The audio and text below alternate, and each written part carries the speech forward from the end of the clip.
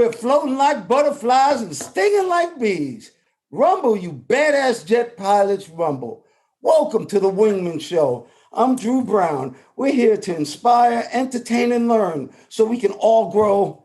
Happiness and serenity are the keys. To you, my friend, my wingman, my main man, I'd like to introduce to you Dr. Paul Thompson. Hey, Paul. Good morning, Mr. Drew. Ladies and gentlemen, you've just heard from the one and only Drew Brown, Dark Gable, the American Dream. He's the man, the myth, the legend. He's the pilot's pilot, the role model's role model, and most importantly, his royal fullness. Thank you for listening to the podcast, looking at the podcast. And if you could, please remember to like, share, and subscribe. If you're watching on YouTube, hit that thumbs up button. We would appreciate it. I'm doing very good this morning, Mr. Drew. How are you? I'm doing great. You ready to start this show? I'm ready. All right, well, check this out.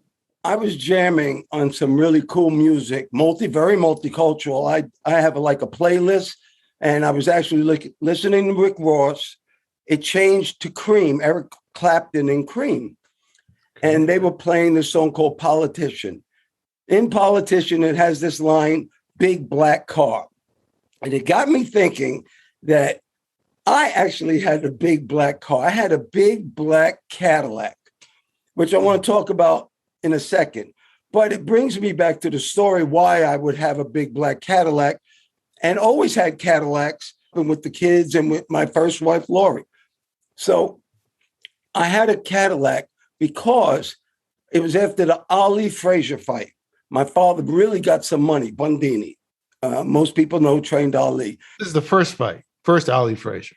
The very first Ali Frazier fight. More than one to those, yes. Thank you. Yes, and I was there. One of the most exciting times that you could ever have. It was great. I have so many stories from that fight. This fight is that after the fight, my father got a chunk of money, okay? And he bought a big black Fleetwood Brougham Cadillac, and he named it Black Beauty, which further down the line, a guy named Willie Tibbs, he was the first black Indy driver, actually drove it from New York to California. But that's a whole nother story. Anyway, he bought this big black Cadillac.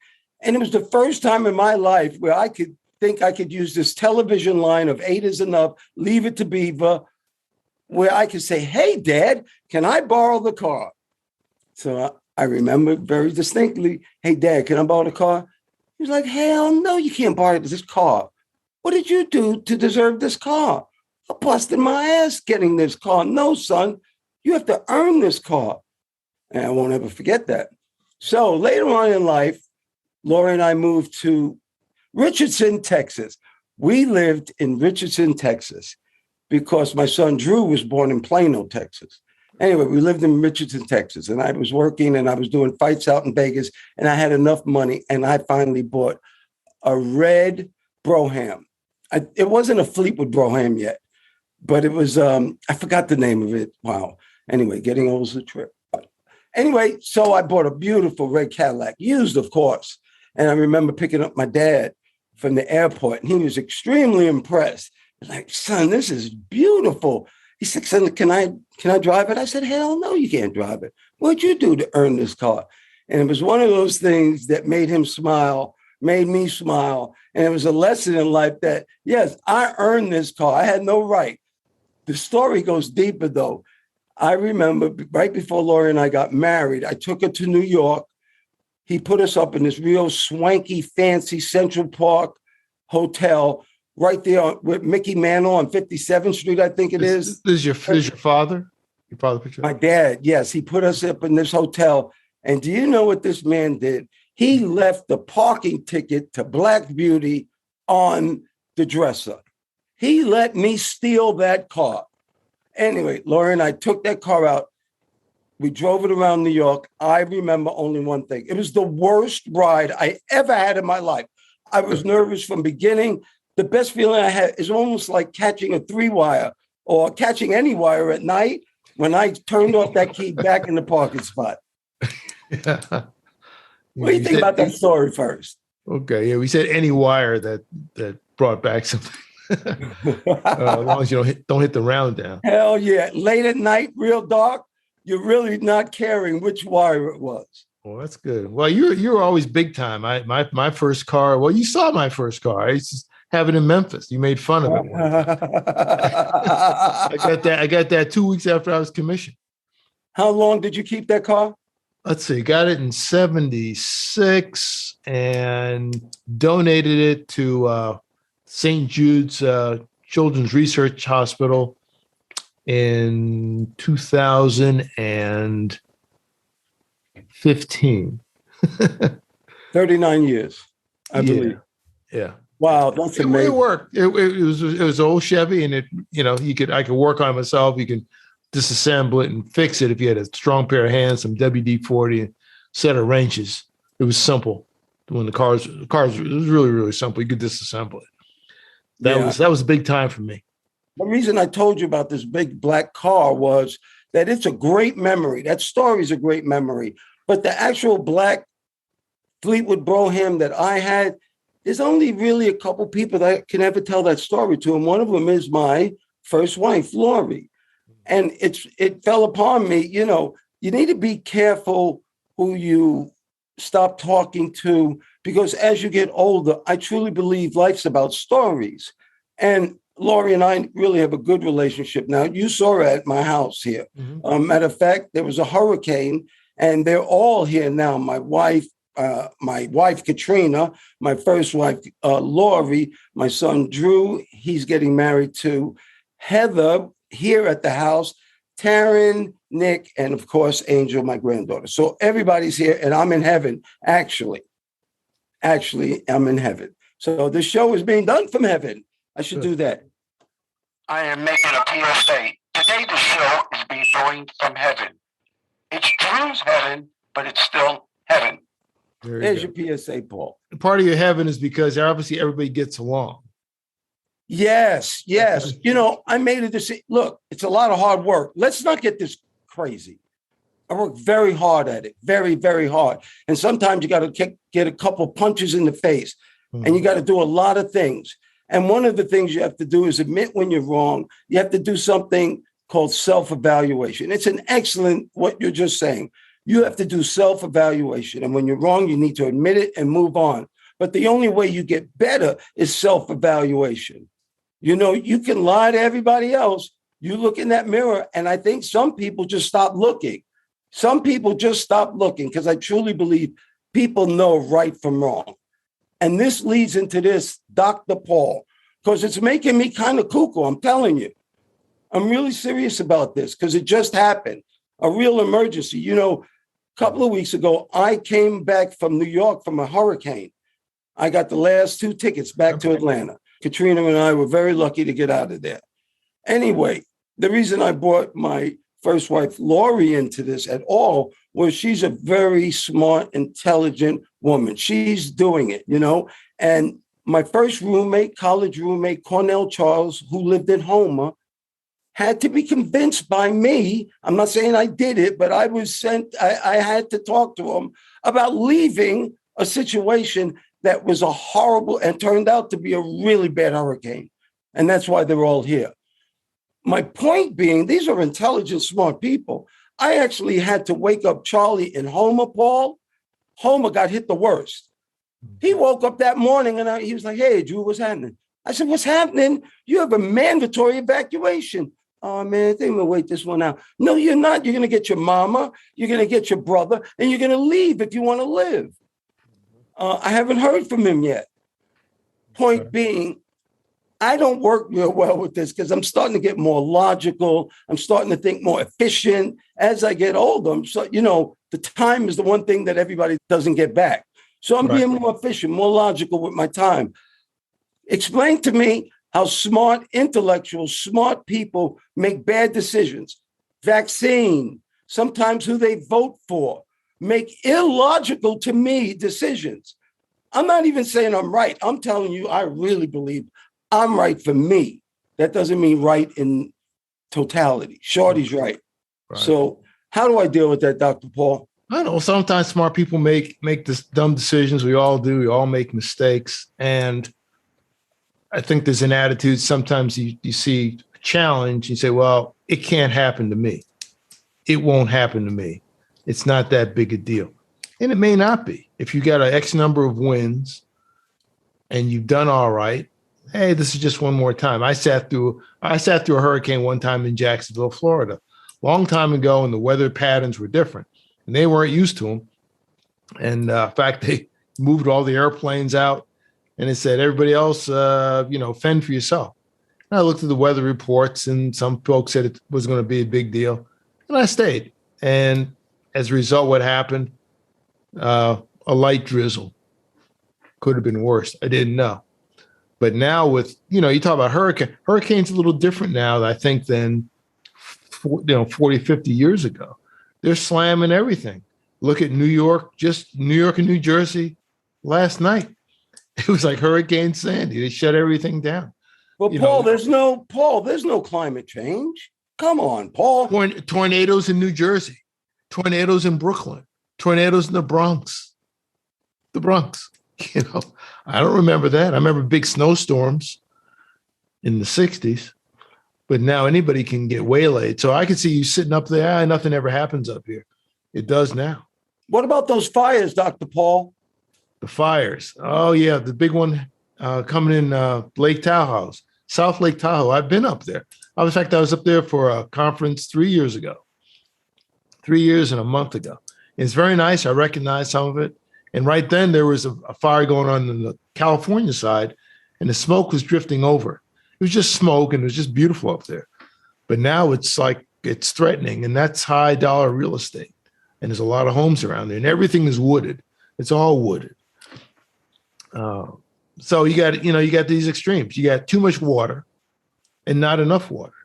If you take some of the water from the Gulf Coast or from New York and New Jersey and Connecticut and take it out the west and balance it out, but that's not the way nature works. So some folks are worried about getting flooded out and having alligators kill them, which happened to a poor man in Louisiana, apparently.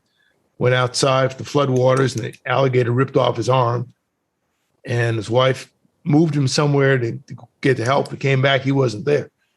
So either he floated away or the alligator came back to finish him off. Who knows what happened? That's not good. No. And in the West, they're burning up. That's not good. Dr. Paul, thank you for that visual, too. I was having a good morning today, and then I saw a man getting his arm ripped off and then floating down the river. Yeah, well, it's a bad scene. I talked to a friend of mine in New York, and he was okay. He's out on Long Island, but I guess in Queens area, there's it's like Grand Rapids. You can shoot the rapids going Jamaica Avenue. That's not good. That's incredible. Paul, when you were talking, I thought of something. I have to bust myself. The best bus is a self-bus. I used to stay in hurricanes. I lived in St. Thomas for 10 years. Katrina and I lived there. It was paradise, too. But paradise had its real wicked weather patterns, and one of them was hurricanes. I remember even going out with my son, I believe, going, dang, this is cool. So was a pretty smart person who made a dumb decision. And this leads me to this. How do you make a decision? I came up with a way to make decisions now that I didn't have before. Paul, I believe this wholeheartedly. Remember DJ Jazzy Jeff and the Fresh Prince? Parents just don't understand. Right. No, the truth is children just don't understand. It wasn't until I was 60 till I started really understanding a lot of things. Everything my parents said came true. It's just time on the planet, I believe. I don't think children just don't understand. Anyway, how do I make a decision? It's a real simple formula for me. I gather good information. Does that mean on the internet? No. Good is the important word of what I just said. You have to gather good information. And once you get that information, you prioritize it. Which is more important? And then this is really important. The last step is to make a healthy decision, because healthy decisions continue life. Unhealthy decisions don't continue life. The vaccine. Do you really want to take a chance on dying? Do you really want to take a chance on dying? Because I don't play Russian roulette. Mm-hmm. Whether it's 6 rounds or 10,000. If there's one bullet in there, I'm not pulling the trigger. Right. So that's the way I make a decision. Paul, what do you think about that? Yeah, it's mine similar. Basically, I look at the goal. What is it? What's at stake? What are you trying to do? What are you trying to do? Gather as much information as you can. Is it an important decision, or are you just deciding, where you're going to eat tonight, or driving home, or if someone's going to get a medical procedure? They're different decisions, especially for the medical procedure. Second opinion, maybe a third and a fourth opinion. Educating yourself and really sitting down and thinking about it. If it's something important, probably one of the worst things you can do is make an emotional decision. And sometimes we're forced into that. But it's good if you can to step back and think about everything that's been presented and kind of walk away from it for a minute. Then come back and then, shoot your shot. I agree, Paul. I agree. I think I have this on the poster that we have on our website.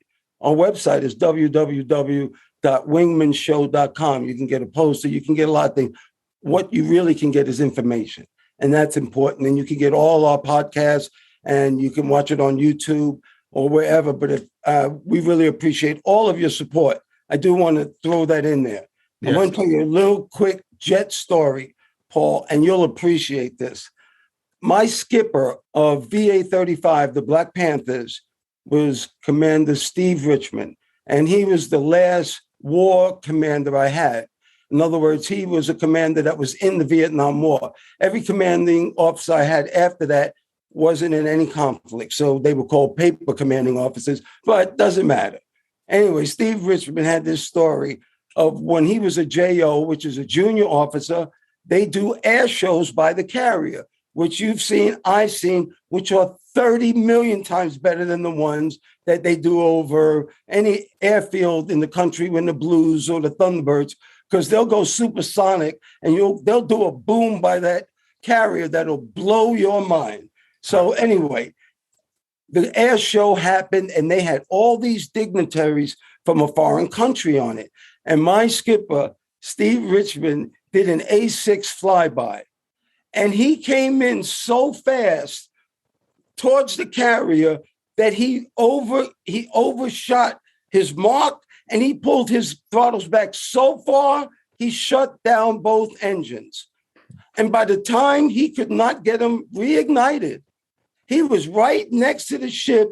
The bombardier navigator, who's the guy who sits in tandem, punched out. That was how scary it was, right in front of the carrier. And when he punched out, Steve Richmond, some kind of way got that thing started again. He pulled back up, landed that jet with a pole sticking out, and he was the hit of the show, except he was in a lot of trouble at the same exact time. And the reason I say that is because we've learned something in the Navy. You know how any jet that we flew, the pages start out this big and they start growing? Those are blood pages. Right. The reason I say that is he's the reason they now have it impossible. When I flew, you could not shut them down like that. You could not pull them back any kind of way and shut down the engines. Anyway, that's my jet story. What do you think? Right. Air shows. Yeah. I think I only saw one accident in an air show, and it was wasn't a jet. It was a guy in a pit special doing something, and he did a loop, and he was just too close to the ground. He pulled up, he smacked the ground, and the plane burst to smithereens. He was okay. They went and got him in a truck, and he came back, and he just waved at everybody. He was lucky on that one. He was like, whoa, it was like, he's not going to make it. Boom, and he didn't. And parts of the airplane coming apart. And, you're looking at this in front of you. And I remember it was a gold-colored pit special. And picked up the guy, and he came in and said, hey, sorry. He walked, he was laughing, signed autographs, he was laughing. That's a good story. That's the worst thing. That's a 1 in a million. That's a 1 in a million shot to hit the ground in that kind of airplane and live. I bet you he never did that maneuver again, or he didn't ever do that maneuver again. Well, a similar thing happened to one of the Thunderbirds not long ago. And he got his altitudes, I guess, a little jacked up, coming out of loop. And he actually hit the ground. I think he hit the ground. Yeah, he hit the ground, got airborne, and he ejected. And you can see it. You can see it online of him ejecting. He's just a little bit outside the airplane. And the airplane's bounced and it's off the ground a little bit. So he wasn't a Thunderbird after that, unfortunately. Remember, we're trying to give good vibes. I want you to feel better after you listen to this show. So how about this one, Paul? I love this. Cam Newton. I mean, I don't love it. I love the ability to talk about it, to tell you the truth. Cam Newton, who was fighting for a job of starting quarterback, it was him and another guy. I believe it was Mac Jones. No. I think it's Mac Jones or something. I think he was quarterback for Alabama. Yeah. I'm not sure. And if I'm wrong, I'll put it up on the screen, the correct name. Anyway, they were vying for starting position. Bam, bam, bam, bam, bam, bam. So the next news was who was going to start. They're about to start playing the NFL. So and that's the National Football League for people who are outside the country and don't know what that means. Correct. Because most people think football is soccer. Soccer, right. When you think of the planet, that's why I'm not a minority, Paul. The way I look is not a minority on the planet. I don't know about you, but I live on the planet. So anyway, correct. They just, instead of announcing who's going to start, Paul, they cut Cam Newton. You and I talked about it, and you and I looked up some news, and we went a little deeper. Cam Newton has been accused of not taking the vaccine. Okay, Bill Belichick is this kind of coach. If you don't take the vaccine, there's a chance that my backup or starting quarterback will die from this COVID and get everybody sick on my football team or die. So Bill Belichick, instead of keeping him, doing something to get him vaccinated, cut him. He doesn't need the headache.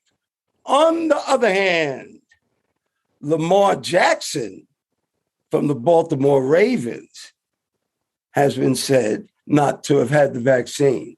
And nothing's been done because he is super, super bad. And when you can win, believe it or not, all of that other stuff falls to the wayside. And that's just a fact of life. You got to watch what news. Remember I said gather good information? Gather good information. There's some information that has both sides. Lamar Jackson did the same thing, but he's so good, nobody's going to say anything. Because winning a Super Bowl, making money is the ultimate goal. And if you can get me there, I don't care what you do. Yeah. I mean, basically, you might call that performance privilege. You can perform really well. And a lot of times, if you're a superstar, I think particularly in sports, you can get away with a lot of stuff. You don't have to be the nicest person in the world, but you have to win. And if you can win, you can stick around. If you can't win, sayonara, you're gone. That's just the way it is. So there's star players and there's everybody else. And if you're a star player, you have more latitude and leeway. That's right. And morals and ethics and all that stuff goes out the window because priority is winning, because winning leads to money. And if you start thinking about what's important, that's not why I'm in heaven today. Right. That is just not why I'm in heaven today. But guess what? I do have an important PSA. The Supreme Court did not listen to a ruling of abortion. We have a solution to that problem. Let the women vote only. Did you hear what I said? Let only women vote on that issue. Thank you very much. This has been a PSA from the Wingman Show. Sorry, Paul. Okay. Well, I'm sure the Supreme Court appreciates that input. Do they listen? Hopefully. And if the Supreme Court listens, justices, please like, share, subscribe, pass it on to your friends. I know you're doing a lot of Zoom meetings now, so tell them about TheWingMenShow.com. Smash the like button. Again, don't smash it, just subscribe, and you might learn something too. At a minimum, you get some good stories. It might be more interesting than the dry stuff you have to listen to every day. I don't want to get really deep into it, but they refuse to listen to it, I believe. And I just don't understand when you're voted into Congress, Senate, you can abstain from voting. That's why you're there. Make a decision. You can't say, I don't want to make a decision. So later on, you can say, I didn't make a decision on that. Right. I think it's BS. Paul, will you do us a favor, please, and give us a great Wingman story today? Yeah, sure. I can give you a Wingman story, and it actually involves a police officer. It's a personal one. It sounds like a small thing, but at the time it actually was big. It's very simple. I had a blowout on one of my tires in one of my cars. I put the spare on, and I was doing some stuff, and I was, flying in and out day in, day out. And I said, I need to get that fixed. So I put the spare on, and I was good for that day. And later on, I guess that night or the next night, 2 nights later, I'm driving to work. I'm just flying out and back. I'm driving into work. It's at night, late at night. It's winter cold, and the tire blows again. And then I kind of remember, they said, don't go over 50 and don't drive on it for a long time. And I realized I never got my original tire fixed. It was still sitting in the back. So I got this blown tire on there. Say, okay, not a big deal. But it happened at a bad spot, and everything was a bad spot. It was a bad spot for the next 2 or 3 miles. I said, okay, let me get out and change this thing. And I had a real bad feeling. I got as far over as I could, but this is freaking dangerous. I had some lights, and it kind of helped, but I'm looking about every half second, and everybody's driving probably about 80 to 180 miles an hour. And it's just not good. I got to get to work. And I'm starting, and within about, I'd say 2 minutes, a car pulls up behind me, and it's a police car. And the officer sees, and says, hey, you got a problem? Yeah, I'm changing the tire. Oh, he said, oh, okay, no problem. I'll keep my lights on and put the flashers on, so we'll be all right. And he did that and lit up the world. Everybody moved over like 2 lanes. And I easily changed the tire. I thanked him for it, got his badge number and stuff, and I wrote a little thank you to his department, which was in Forest Park, I think.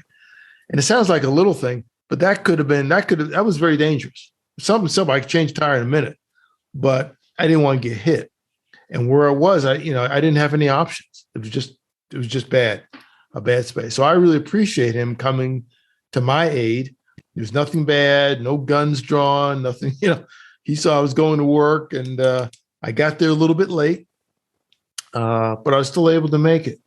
But it happened because I got distracted, and I didn't change that tire when I should have. And the little skinny spare wheel you got there, it doesn't last forever. And mine did come apart probably at about 55 miles an hour, 60 miles an hour. And then I was in that situation. I kind of blame myself. That proves our point there, Paul. Smart people making dumb decisions. Yeah. Paul, thank you so much for that Wingman story. You're great. You really just proved something else. It's not us against cops. It's not black versus white. It's not us versus them. It's the people who care against the people who don't care. The climate change, I wanted to just put this one point out there. It's not that I really believe that they do believe in climate change. They just don't give a shit about other people. And they know it's not going to happen in their lifetime. The problem is that was the same attitude 50 years ago that we are now seeing the consequences of. Paul, take care. Love you too. Watch out. Pay attention to the weather, everybody. Pay attention to the weather. It's not a joke anymore. Paul, thanks for doing the show. Thanks for having me on. And ladies and gentlemen, please remember to like, share, and subscribe. And if you're watching on YouTube, hit that thumbs up button. We'd appreciate it. 100%.